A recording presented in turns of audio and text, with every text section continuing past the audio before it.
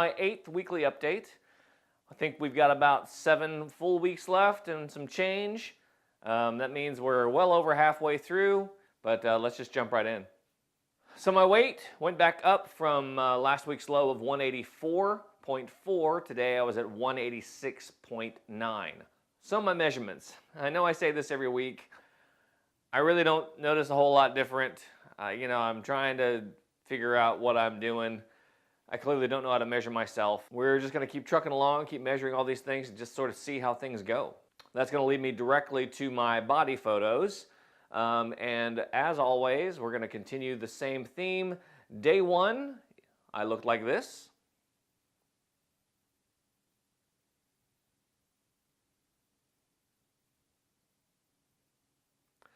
And last week on day 48, I looked like this.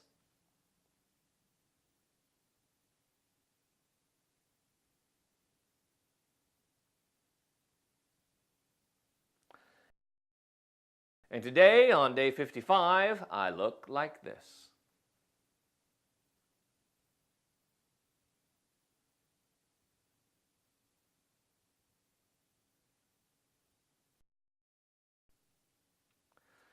And as always, I say it every time, not really noticing a whole lot of difference here. Now, I did say on one of my previous videos that I'm going to stop measuring my ketones on a regular basis. I'm pretty much keeping the same diet throughout, so I'm not really going to be showing it any ketone pics. If I feel like I'm falling off, I'll do some measurements and just kind of keep track of things. Just as a recap, I'm really running low on the little ketone blood tests, and those things are expensive, so I really don't feel like buying a whole lot more at this stage. So we're just going to skip that part going forward. My meals, I did a lot better this week. I stayed on track. I was able to not eat out every single day.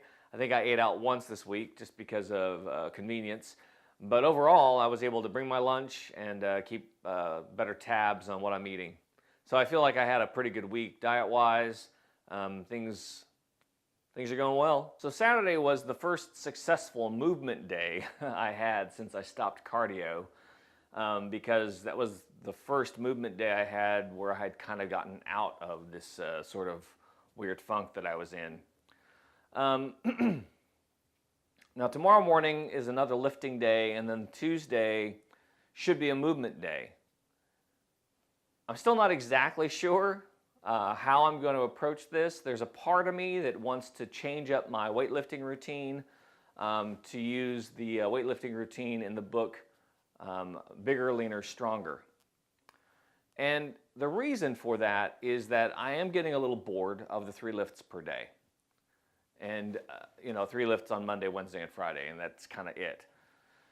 And I feel like I'd like to change it up a little bit, but I also recognize that there are lifts and exercises in this book that I've never done before. And that is going to take a little bit more time because I'm going to be trying to figure out how to do those with proper form and find the right amount of weight. So while I'm tempted, I don't know what I'm going to do. I might start that tomorrow. If I do, I will obviously report on the fact of how that went. So because of that, if I do the Bigger, Leaner, Stronger lifts, I'm not going to do some of the cardio elements that he would recommend, and I'm not doing the diet that he recommends. So how am I going to overcome hitting another slump? My strategy going forward is to recognize that all I'm doing is measuring so that I can keep track of what I've done and how I'm working. Rather than letting the numbers take on significance that they shouldn't, I'm just going to be tracking what I need to do, and I'm going to continue eating the way that I need to eat, and I'm going to continue doing the workouts that I need to work.